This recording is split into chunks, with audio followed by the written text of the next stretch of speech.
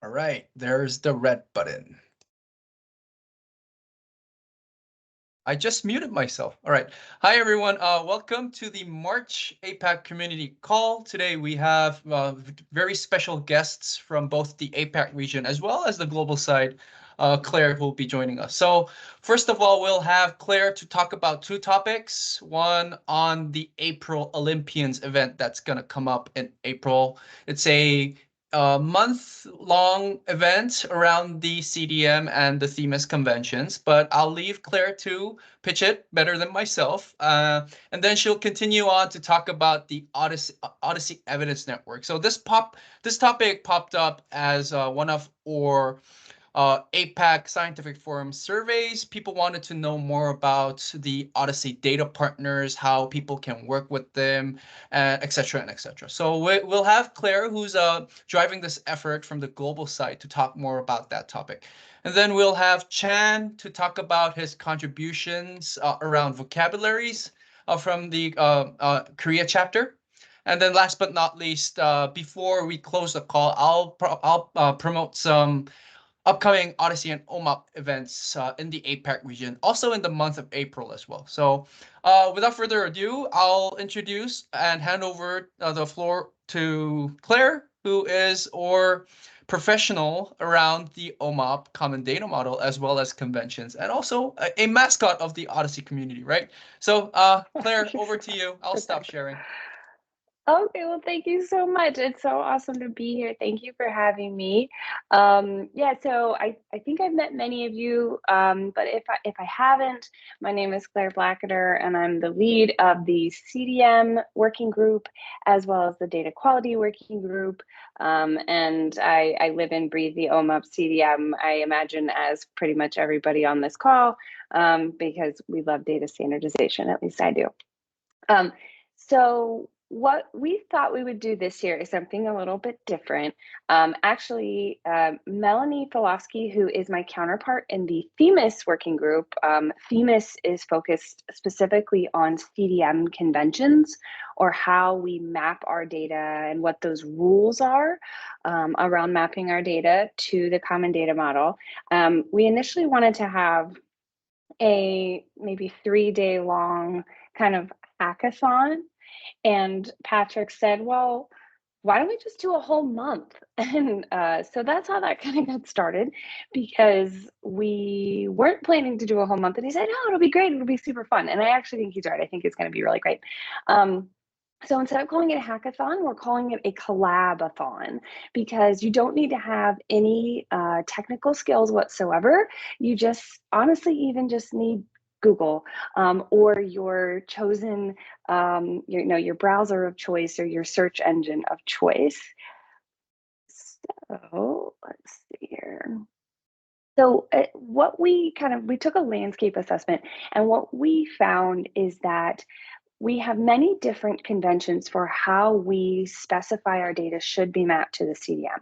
But what we found is that some of them are on the CDM website, which some of them should live there. The overarching assumptions of the model should live there. But there are some Themis conventions, which are these more specific conventions, what to do when you have a specific type of data that maybe not everybody in the community has, but it's still a question you need answered. Those tend to live on the Themis GitHub. Some are listed as CDM GitHub issues. They're not even in the documentation. And many of them, as you guys have probably seen, are on the OHDSI forums. And what we've observed, especially as our community has grown, is that this type of this fractured information does not provide our community with clear and concise documentation on how to standardize our data. And then we end up with different approaches, and really the right approach can often be ambiguous. So our goals really for the month of April is we want to identify all currently ratified conventions. So all those conventions that we have agreed upon as a community. We're not going to be taking on new questions as of yet. The idea is we want to write clear documentation for all of these conventions we currently agree upon. We want to establish a repository. We want to clean up the CDM documentation. And then we also want to work, I'm going to speak a little bit about expansion modules, especially since Chan is here. I know Chan has done a lot in the medical imaging side, but really we want to clean up all this documentation and create a really nice repository that's going to function as a sister site to our CDM website. So the way that we decided to do this is actually we've divided into teams. So I don't know if you guys have seen recently, Disney put out a new series on what's it called? Percy Jackson. So I don't know if you guys have seen it, but Percy Jackson is a book series where a kid who's the son of Neptune. Anyway, so I kind of took inspiration from Percy Jackson, and we've created these 3 teams. We've got the Hunters of Artemis, the Riders of Apollo, and the Builders of Hephaestus. And so the idea is we have these 3 teams working together, and there will be, small enough pieces of work that it should be the case that hopefully everyone can join, even if you only have, maybe 30 minutes or an hour to give. And whether you're new to the CDM, you are a CDM expert, whether you have, you've built a package before, or if you haven't, like, whatever your skill level, whatever the time you have, we've kind of divided it up so that everyone has the opportunity to participate. Now, the Hunters of Artemis, as the name suggests, will be on the hunt for those ratified conventions. As I mentioned, they might be on the CDM website, maybe they're buried in an issue on the CDM GitHub. Many times they're on the forums. So the hunters will really be looking for those ratified conventions, identifying them, and opening up issues to share information about each convention that they track down. Then, once those ratified conventions are identified, the writers will pick up each one and then fill out we've actually designed a nice template to house a lot of important information. So if you've seen on the CDM website, a lot of times those conventions, they get shoved into those little boxes in the table, and it can be challenging to really read through that content. So we've come up with a nice list of things we want to know about each convention. And the writers will take all that information, put it together, and make it really clear about, how someone should follow each certain convention. And then that we're going to tag these GitHub issues for the next group. And then the next group is the builders. And the builders are going to be responsible for actually building out the documentation repository. They're going to take that information given by the writers, put it into the repository. And really the idea here is, even if you have, you don't have to have intense, skill levels to be a builder. We're talking about markdown syntax, I think. So it should, even as a builder, if you want to, start to learn how to build a website using GitHub and Markdown, this would be a great spot for you. So we're really excited. And then I do have some work for the expansion module owners. So like I was saying, some like a module or an expansion like medical imaging, I really want to put that information out on the CDM website, because I think we have many people around the world kind of trying to tackle the same problems. And really we want to say, no, that problem's already been solved. Here's the paper in the case of medical imaging expansion. And then here's all the documentation, and really make it look very similar and function in the same way as the CDM package and the CDM website. We really just want to start to bring all that information together, so people who might be new to the community have access to it, and they know all of the work that's been done. So I really hope you guys will join us. I am actually looking for team leads as well. So I do have leads already identified for hunters, writers, and builders, but I would love some co-leads from the Asia Pacific group if you guys are open to it. I really, you guys always get a ton of work done, and I really think, this will be fantastic if we can work together and bring the whole global community together. So if anybody is interested in being a co-lead for one of the teams, I would really appreciate it. Yeah, Robert, you got your hand up? Yeah, hi. This sounds awesome. And I've been looking forward to trying to collapse things in the documentation. On that last slide, I saw you wanted to include GIS and oncology. Yes. And I co-lead both of those and would love to transfer all of that. We've done a ton of work recently. I can't put it in chat, but kind of messing around with different formats of like, here's the definition, here's the ETL example, here's the analysis example, like different ways to kind of split it up. But very happy to fold it in, especially because we kind of run into ambiguous things that are quasi conventions, if you will, where it's like, you know, if you happen to run into this, do that, but it doesn't really qualify for whatever. But maybe we should chat at some point and figure out how to port all that over. Yeah, that would be great. I've been trying to figure out exactly what to do. I have it on my list. It's like create a template document for expansion owners. And I'm not really sure where to start because I think every expansion is a little bit different. Yeah. So I would definitely reach out to you to get that working. My hope is we would have like a separate page or set of pages on the CDM website dedicated to each one. And I'll send you the link as well. And it's going to look familiar because I stole your repo and started it from that. Fabulous. So. I love it. Thank you. Song? Yeah, Claire, thanks for the great pitch. One question out of curiosity, the icons, do you draw them? It must have been a pain. I used an icon AI generator to help me with that. Wow. Yes, Okay. Okay, another AI.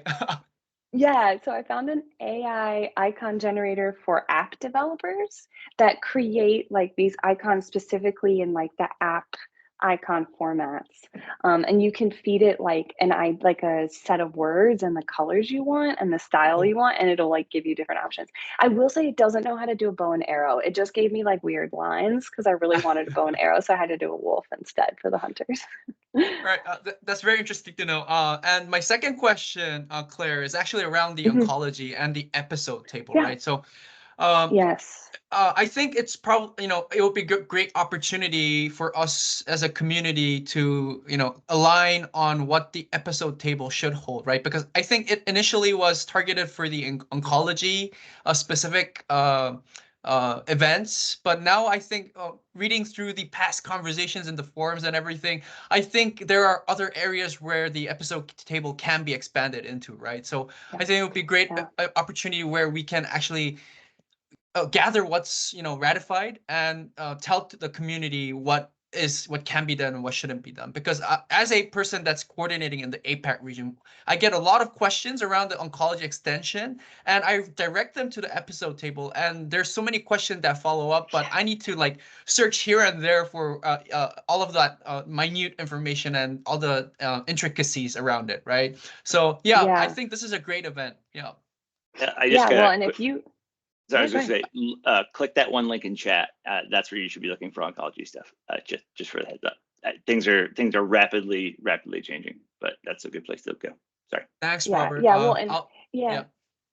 Well, and I agree with you, and we've actually been talking a lot. There's been so much interest in perinatal and pregnancy related data, and I think the episode and episode event tables would be fabulous for that.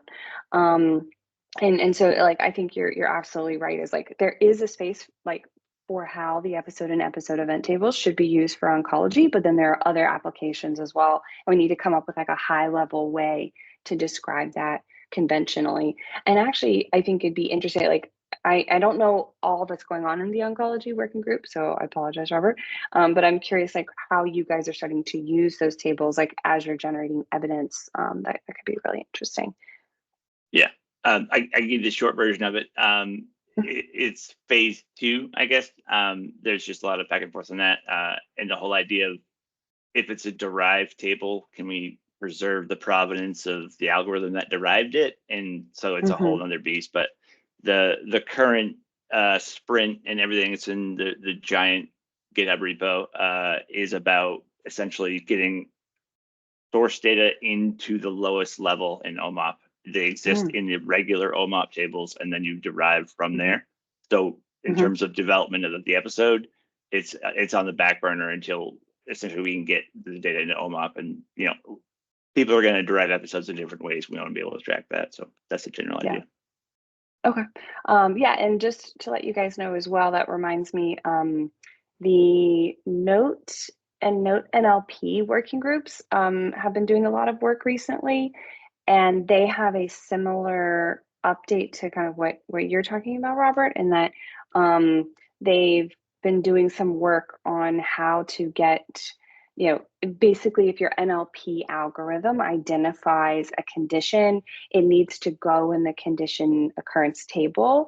But they've been doing a lot of work with how to pull data out using an NLP algorithm and like how to put it into the CDM. Like it's almost backwards of what you guys are doing, because they have an algorithm that they're then pulling data in, and you guys are putting data in and then going to put an algorithm on top. And that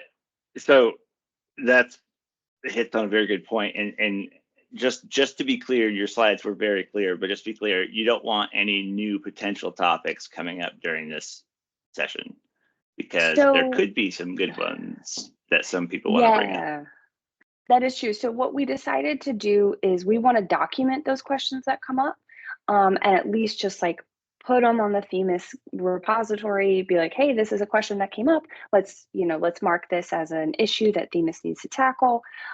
We don't want to tackle it necessarily during the month of April. We just want to get the repository set up, because the idea is if we can get the repository set up, kind of get it organized, then we can really move forward. Because we have stuff like backlogged on the Themis GitHub from like 2018 or something like that, and it points to like the old wiki that we used to have. So there's just like a lot of, I think, cleanup that needs to be done as we've matured in the way that we document and the way that we expect data to be mapped to the CDM. For sure. And do you think more people will get commit rights to that repo, or I guess how do you imagine the collaboration to happen? Because we could each add bits of code, but it's a little weird. Yeah, so we were talking about that a little bit today. I think we're going to go the route of asking people to fork the Themis repo for now, and then just send a PR off of their fork. Like that's our plan for now. I think it's really going to depend on who shows up as builders, and their level and skill and comfort with GitHub. Ideally, I'd like to fork it, but we'll see. Katie Sadowski is going to be one of the leads of the builders, and so she's kind of working through some of those questions right now. Great, thank you. Really good questions. Very interactive. I love this. But is there any other questions from the community for Claire? Yeah, we're generally shy people. Yeah, we're generally shy people, Claire, but I'm pretty sure we'll have people who sign up because people are already asking about the link to the sign up form. So yeah. Yeah, for some reason I don't have access to the chat, so I will send it separately to you, Seng, as well. No problem. I'm handling the comments here. No worries. Okay, good. Yeah, so, and really the idea was, I know that so many of us are in different time zones, and we may not all be able to meet at one time. So the whole thought process is we actually have a full GitHub project. The thought process was, even if you can't join a meeting or your timing doesn't work out, you should be able to go, to the team site and just read a little bit about what's going on. Go to the GitHub project and pick up like one discrete piece of work, and you should be able to know exactly where that convention is kind of in the timeline of, in the timeline of this April Olympians. Like if it's going from a builder, if it's in a hunter to a writer to a builder, we try to make it very clear. So even if you can't join a meeting, you can still participate and know, what you should do if you only have 30 minutes or so. So we're trying to make it less meeting heavy and more, individuals doing work on their own to come together to make something great. Excellent, Claire. I think no further questions from the community. Right over to your next presentation then. All right, so the next one is also very exciting. Hopefully this will work. Okay, looks like I gotta exit out of this one, and then I will start this one. Hopefully it's gonna, okay, I'm hitting the button. It's not doing it, so let's see. There we go, okay. So yeah, I originally was asked to come here to talk to you guys about the OHDSI Evidence Network. So what I wanted to do was share with you what we achieved last year, and I think many people on the call were part of that initial effort. So I sincerely thank you all. And then I wanted to chat with you a little bit about our plan moving forward. And I think what we've kind of come to the conclusion is that what we achieved last year, I think, worked as a great pilot. We've learned a lot, and we want to move forward. Hopefully this year, we're still trying to work out some of the kinks, you know, smooth out some of the edges here, but we'd like to move forward with a more open evidence network. And that's the true goal, because we are all huge fans of open science. So, you know, as just like a reminder of why we're all here in OHDSI, and I'm sharing with you guys here on this screen some of our major papers that have come out of OHDSI in the last few years. But we're really here, you know, to collaboratively generate evidence that promotes better health decisions and better care. But as we all know, network studies are very hard, and we've been working over the years to make them easier. I think at one point, I think Chan, you might have had an initiative where you were trying to help people get their network studies done. I think I remember that like 5 years ago or so. And you were working very hard to help folks. And we're still we're getting better. But it's still challenging. And I think one of the challenges, we have so many data partners in the network, but we're not really sure who they are or how to, you know, connect with people who have access to that data. And so one of the things that was really interesting, and this is coming from a regulatory guideline from the US FDA, is that they have kind of pointed out that when we want to use real world data and real world evidence to support regulatory decision making, one of the big things that stood out to me is that we need to describe how the choice of data sources used in a study were not selected to favor particular findings. And I found that really interesting. And I think as a large federated network, that will be a challenge for us as we move forward. And figuring out what are the best ways that we can perform, you know, we're hearing a lot of the buzzwords like fit for use or fit for purpose. So like, how can we identify the databases in our network that are the best fit for our study questions? So last year, in the community, we had 3, I think, different goals. One of the goals was to build the standardized data network. And the way we did this was we created it's built off of an R package, but we created a way to take a subset of summary statistics about a database. We could take those summary statistics about databases across the network. Those summary statistics would then sit independently of the data itself. So you would, you know, send those summary statistics to the OHDSI Coordinating Center, and we could use, you know, that information about all these databases in the network to help us at a high level identify which data partners would be the best fit for our clinical questions. And we applied this through our Save Our Sisyphus challenge. And, you know, oh, sorry if you hear my cat, she likes to yell at me at night. And we had these 4 studies going on at the same time. And we were able to use this approach of, you know, evaluating our summary statistics to identify the databases that were the best fit for each of these 4 study questions. And that's what this ended up looking like here. And like I said before, this ended up like being a really good pilot to help us understand, how can we as a community come together? And really, a lot of this comes down to focusing our efforts as well. I think what we've learned from many of our different network initiatives is that you have someone with data, or you might have data and you want to join a network study, but it can be really frustrating when you go to run a study package that someone gives you and it comes up that, oh, it turns out I don't have any exposures of the drug we wanted to study, because for maybe it's that type of that formulation of the drug that we wanted to look at may not even be approved in your country, but you may not even have realized that at the time. And so you get this study package and you take the time to debug it and you work through the errors, only to find out that you can't participate at all. And that can be really frustrating, especially when it comes down to funding.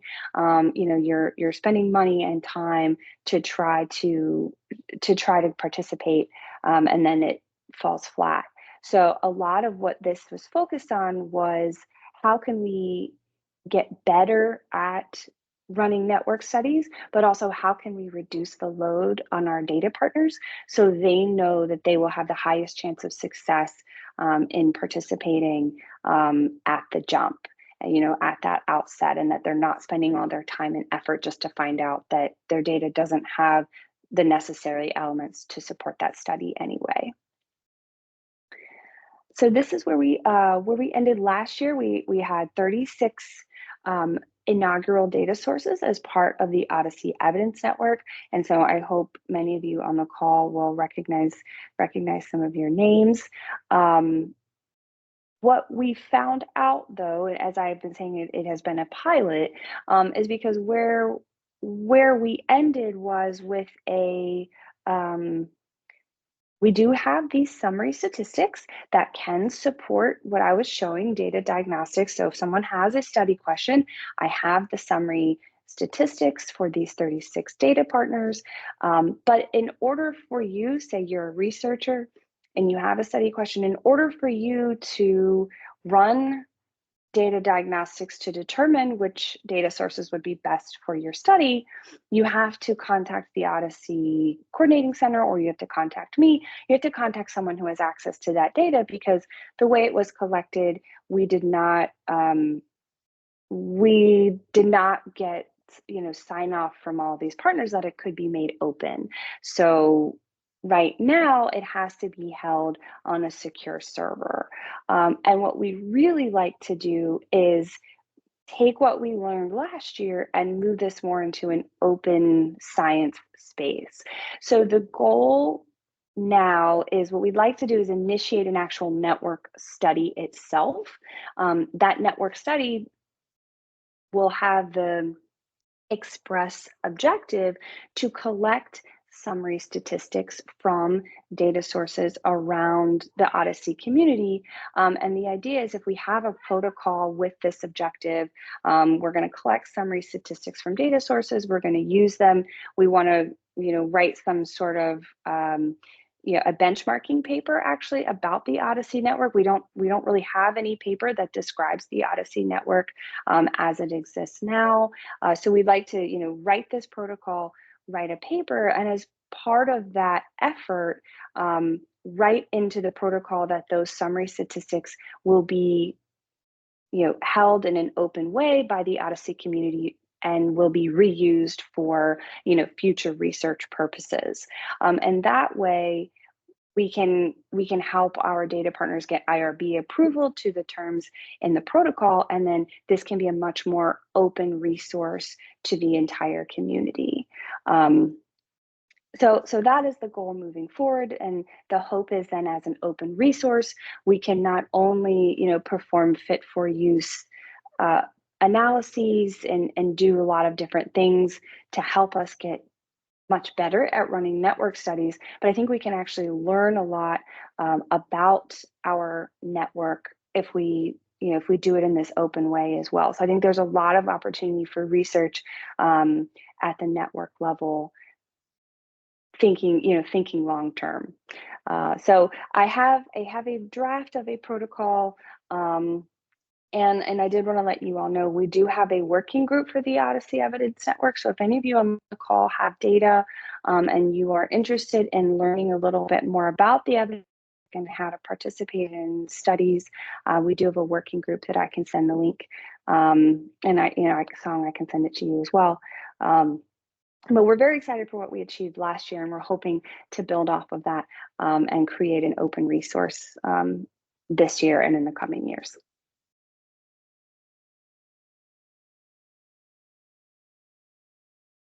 Chan, you have your hand up? Okay, so can I ask a question? So yeah, I hope that my institution to join this network as a source of the OHDSI Evidence Network, and for that I need to get a approval from many committees in my institution. So I just wonder, so if to my understanding, currently the data from this data network is closed or hidden, so it is in a kind of a secured environment, and no one can usually the people cannot access directly to the current data sources, the characteristics of the data sources now, right? Correct. Yeah, the way that it sits now is that this is all held securely, and yeah, the type of, so it's essentially, if you use Achilles, a lot of it is a subset of Achilles analyses, and what we do allow, like we account for, is you can exclude certain concepts. So we know that there are never events in the hospital that cannot be reported out. I know IQVIA had certain rules and restrictions that they didn't want to report, even at the aggregated level. And then we also have, a small cell count option. So we have some different options built in as well. So it's not just, let's take the full Achilles analysis as it exists. You have options to exclude certain things that your hospital or your institution requires. Right. And then,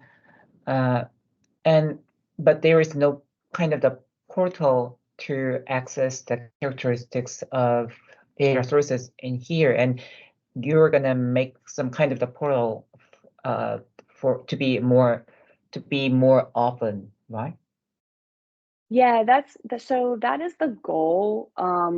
So moving forward, yeah, the idea is that we want to initiate a network study to collect this information about our data sources, to allow, that would basically help our data source or our data partners get IRB approval or approval from whoever they might need, because there's a specified research protocol.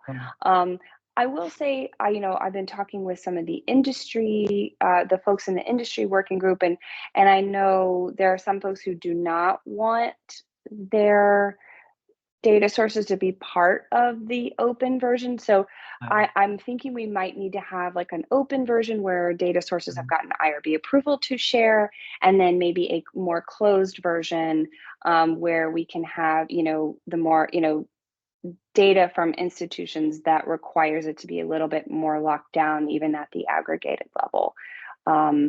We're still trying to figure out exactly how that will look. The goal would be to have as many of them available openly, but I know that's not realistic for every data partner in every institution. Just my last suggestion or question is that do you have a plan to de-identify these data sources if you are going to open the data catalog, even though it can be identified after they have some access to the data, but until then, even though all we need is that where the available data sources are, and then we do not need to open the names of data sources to the public.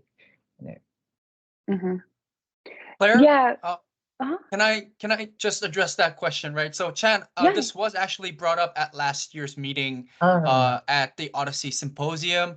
There was actually talks about potentially, keeping the names hidden at the initial stage, and so that people have an idea of where the available data sources will be, but the exact names will be only visible at a later phase when the study actually becomes a real study with proper documentation for each of these data partners to get approvals internally. So sorry, Claire, if I answered that on your behalf, but I just wanted to, perhaps emphasize that this was already something that was discussed between the data partners. Yeah. Oh, yeah. Yeah, absolutely. Yeah, we've definitely discussed it. A lot of it just comes down to logistics. And so we're still working through some of those ideas.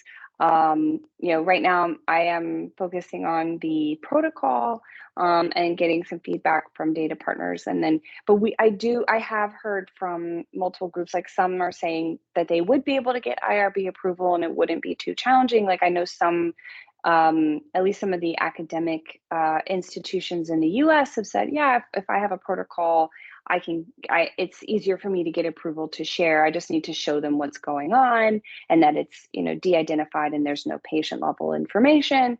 And other groups are saying, well, even at that level, I can't share it openly.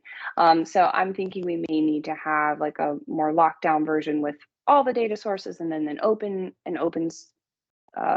version. And then, we're still figuring out the logistics for de-identifying them, but it sounds like that's really important. And then it'll be a road we go down.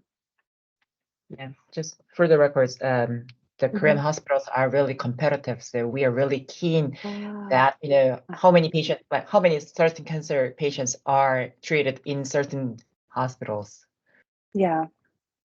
Yeah, that makes sense. And then even the US Veterans Administration, they were telling me that they were concerned about having their name attached because, a government official might look and say, oh, well, you're not using this particular drug product or something like that. So it was something I hadn't thought of is like a government purpose or like a nefarious government purpose, something like that. Yeah. But thank you. That's really helpful, Chan. I might reach out to you separately as well. Just, because I'm curious about how this might work across many of our different, collaborators. Is there anybody else with questions for Claire? We're a bit short on time. I do need to give some stage time over to Chan so that he can go ahead with his presentation as well. So if any of you have any further questions, please reach out to myself or Claire. I'm happy to coordinate in between. And I'm pretty sure, Claire might not have all the answers for you at this stage, so don't try to bug her because she's also coordinating everybody as the central coordinating person, right? So yeah, I feel for you, Claire, as the coordinating person from the APAC region. But yeah, I'll shut up and now hand over the floor to Chan, who will give us a presentation around vocabulary contributions from the Korea chapter. Okay, thank you. The topics of today's presentation include the introduction of OHDSI standardized vocabulary and why we try to incorporate Korean vocabulary into OMOP vocabulary and how we did it, and the brief introduction for the process of integration of your own custom vocabulary into OMOP vocabulary. So OHDSI standardized vocabulary is a collection of public standard vocabulary used in the OHDSI network.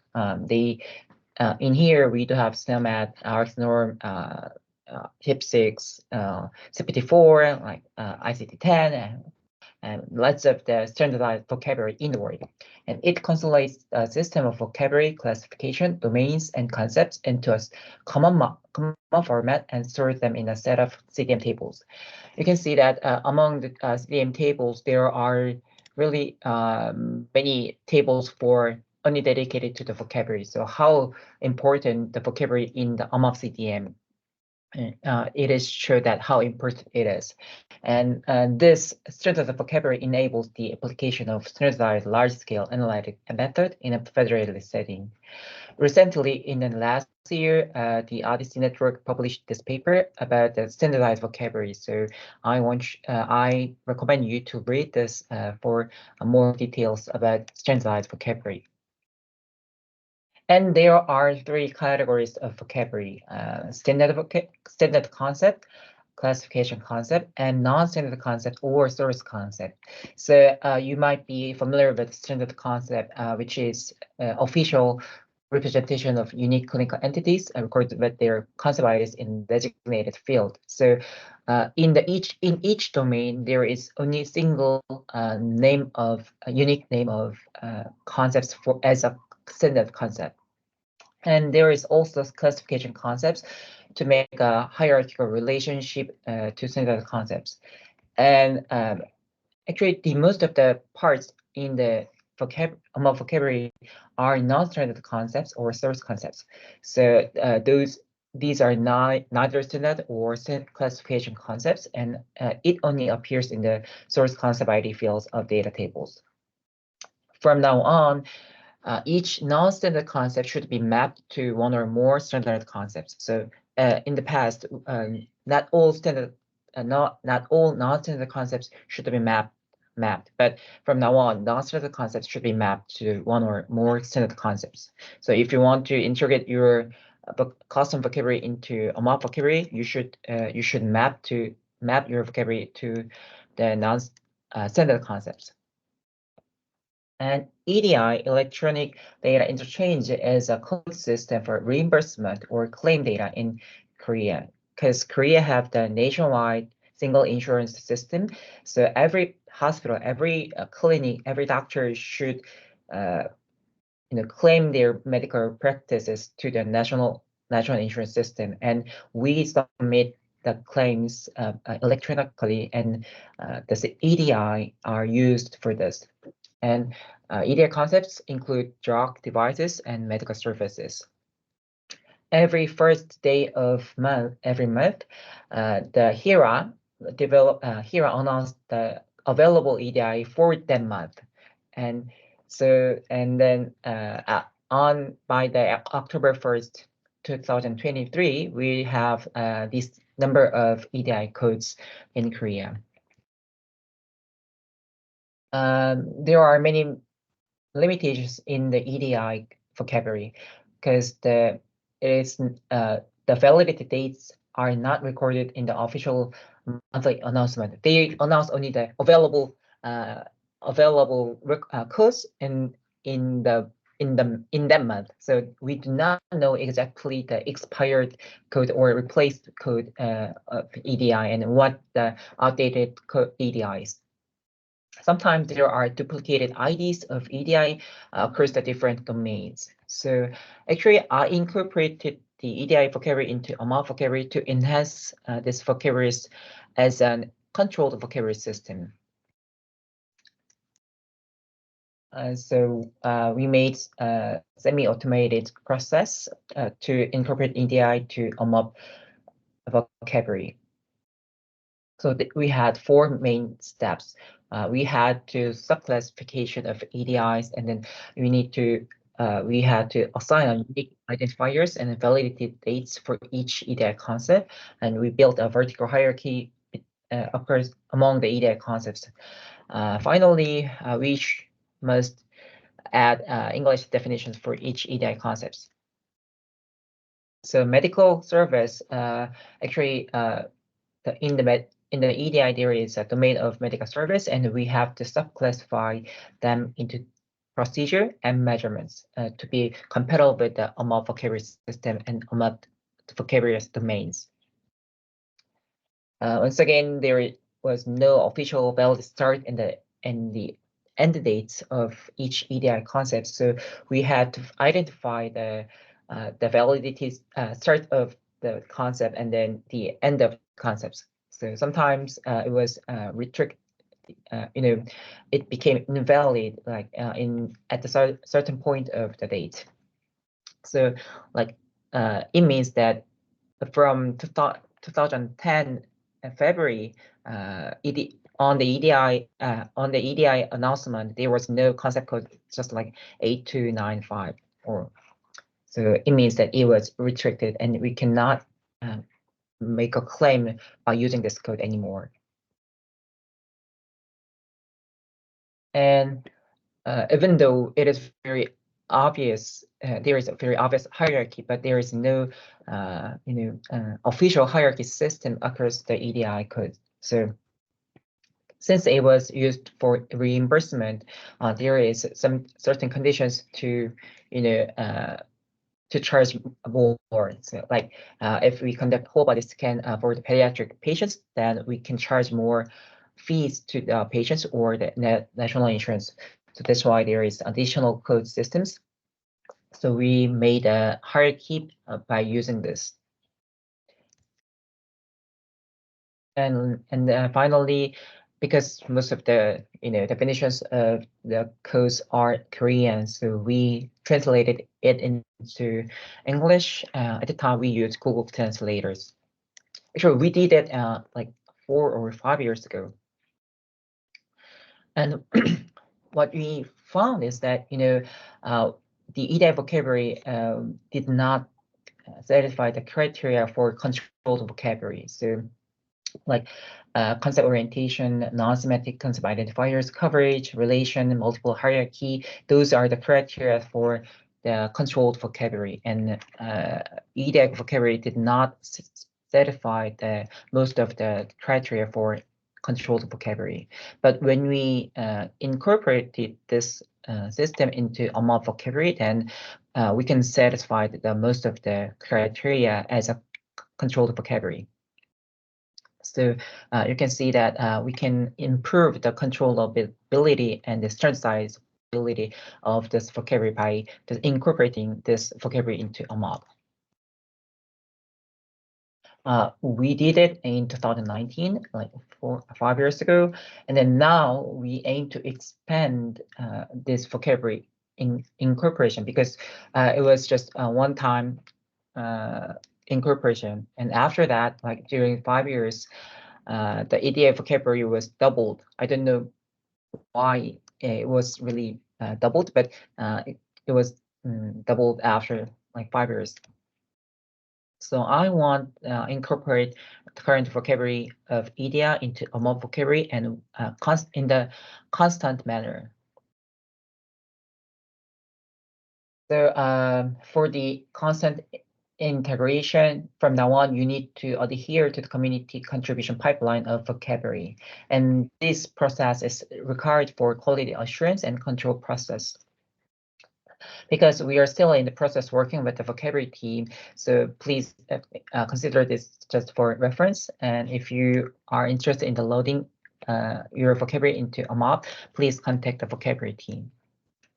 And there is a very well described wikis for how you can contribute vocabulary for the community. There are some prerequisites, but most of these prerequisites are you need to have some PostgreSQL database, and then in the PostgreSQL database you have to make some schemas for staging. So the process include staging process, and then QA/QC integration of your vocabulary into OMOP, and then the final QA/QC process. So you need to run some SQL script to make a like staging databases. And then you have to download the current OMOP vocabulary into your staging vocabulary staging database. So you need to download the vocabulary from Athena, and then upload the vocabulary into the tables. At the staging level, if you learn the SQL script, it's all available at the GitHub, like here.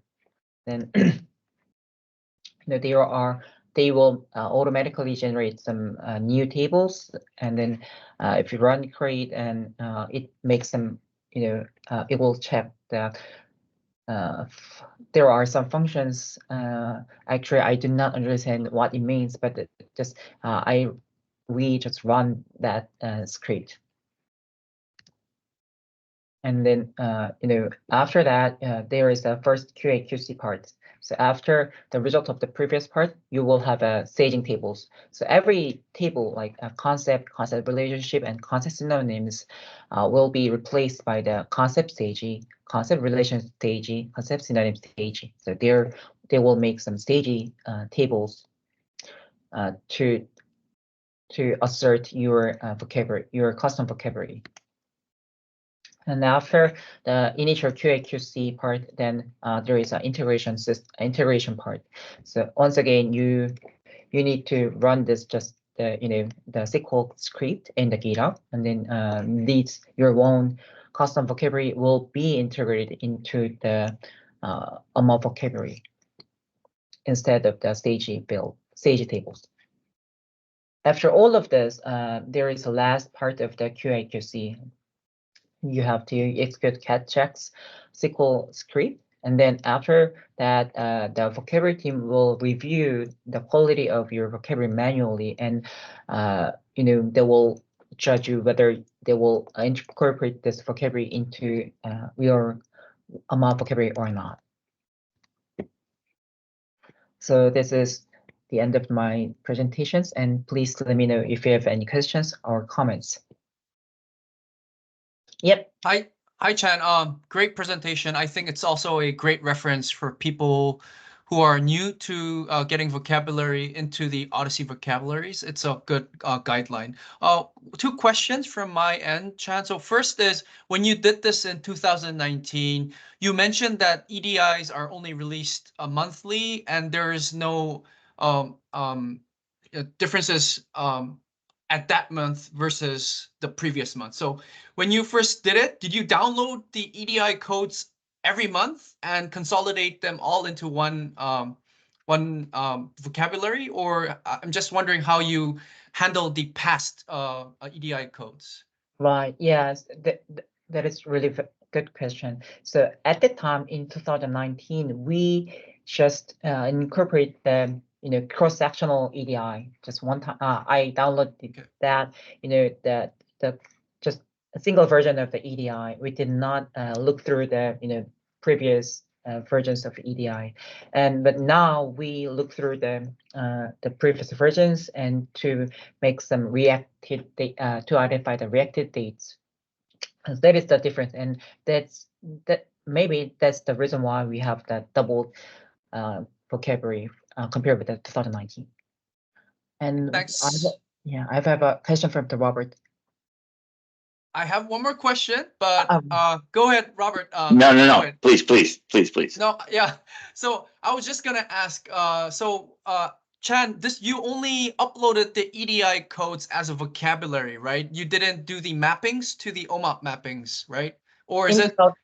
Yeah, in 2019, we did not need to map our vocabulary into standard, but from now on, we have to map all of the vocabulary into standard vocabulary if we want to incorporate this into the Athena. So yeah, we mapped the most of the vocabulary into standard vocabulary, and we will release that too after incorporation. So for now in Athena, we just have the EDI codes without the mappings, but you will be updating the standard mappings along with the updates you've made in the packages. Okay, perfect. Thanks. Robert, over to you. Thank you, sir. 2 things. One, a comment, the second question. So we're doing something similar in oncology. Essentially, the main vocabulary team dropped support for those. So we've been maintaining a delta vocabulary, we've been calling it, essentially, which is a concept relationship, and then you rebuild the concept ancestor. It sounds very similar to what you're doing, but in the form, they've had no issues, I guess, folding it back in. So maybe it's worth pursuing like a longer term or mutual solution to figure that out. But my question about EDI in general, I don't know much about it, and if it has a strong, hierarchy, relational pieces to it, or not, or that. I guess the question would be, is EDI potentially better than what we currently have in the procedure domain, and could it replace it? It's worth considering if it is something that's well thought out. Okay, for yeah, thank you for the first comment. So, yeah, we'll see that. And second is that, even though EDI is very comprehensive, especially in Korea, so we do not have the the dedicated vocabulary for drugs, procedure, device, but the EDI is the only vocabulary for the every medical practice and device and drugs in Korea. But nonetheless, the relationship or hierarchy across the EDI concepts are not so good. So it is really trivial. Only that this is for just reimbursement or charging more additional cost to the patients. So yeah, it is not. I do not think that it is better, but yeah, it is. It's for my purpose. Like I want it to be more controlled vocabulary system. For sure. And so for when you're mapping to procedures, were you going sort of back and forth between CBTs, SNOMED, and all that? Indeed. So we usually map it to the SNOMED, but yeah, there is substantial challenges and limitations in that process. Sure. Thank you. Thanks. Any other questions for Chan? All right, Chan, I look forward to the mapping soon. Comment from our Japan colleague saying that they're looking forward. He's asking how many people are doing the mappings, Chan. So maybe from a resource question, yeah. Yeah. So there were like 5 people in the past, but currently I only have 2 people. So it's but it gets faster and faster. I don't know why. People get more adapted to the process, right? They're really good. Yeah. So Aoyagi-san, 5 people in the past and 2 people now. Hope that answers your question. Okay, over to me. I just have 2 more slides and I'll give back. I'll probably go over, but please bear with me, guys. So we have 2 OHDSI/OMOP events coming up in the month of April in Japan and Thailand. They're both in April. One in Japan will be a half-day event. We'll have lectures, discussions, and a hands-on session. And for Thailand, it will be a full-day event with lectures and an introductory tutorial, considering Thailand is more in the introductory stage versus Japan. To go in with more details, in Japan, the date is fixed for April 17th. It will be hosted by one of our OHDSI Japan collaborators, the National Cancer Center Hospital. And it will take place in Tokyo with a tentative agenda, as you see here. I'm not going to go through every single agenda, but overall, we'll be starting with an intro around OMOP and OHDSI and the global trends and in the US and Europe, followed by a discussion or a keynote speech from Danny, who will be in Japan during this period, and we'll have some sort of discussions with Danny around his experience in the UK and Europe. And then we'll do a hands-on session that will be led by Chan. He's currently aiming to replicate a published study around ticagrelor and clopidogrel around patients with acute coronary syndrome undergoing percutaneous coronary intervention. I pronounced that correctly. I'm very proud of myself. Anyways, this is currently being planned out. The agenda is still a little bit tentative, and there will be some fine detail changes coming up in the next few weeks, including a registration page that will become available very soon. So I will share back to the community here when those details become finalized. Next, over to the Thailand event. So the date is April 24th. It will take place at a hotel in Bangkok. The agenda is more or less similar flow, right? So we're going to talk about the trends and moving on to, both the global and then down to the local, and a keynote speech from a local key opinion leader around real world data and real world evidence. And then we'll have some collaborators in Thailand to share about their experience in adopting OMOP and OHDSI. And then we'll move on to have an introductory tutorial around OHDSI and OMOP. So Also, the details are also being finalized at this stage. Registration page will also become available in the coming weeks. I will keep the community here informed either through our community call channels or through our scientific forum channels as well. So yeah, that's all I wanted to. Oh, there we go. So our Japan collaborators have shared the registration page for the OHDSI Japan event in the chat. I will also distribute this and include it in the slides here as well. So everybody, thanks for bearing with me for additional 2 more minutes. Thank you, Claire, for being with us. I don't know if she's still in the call. Thank you, Chan, for your wonderful presentation. All right, thanks, everyone. See you in 2 weeks at the Scientific Forum.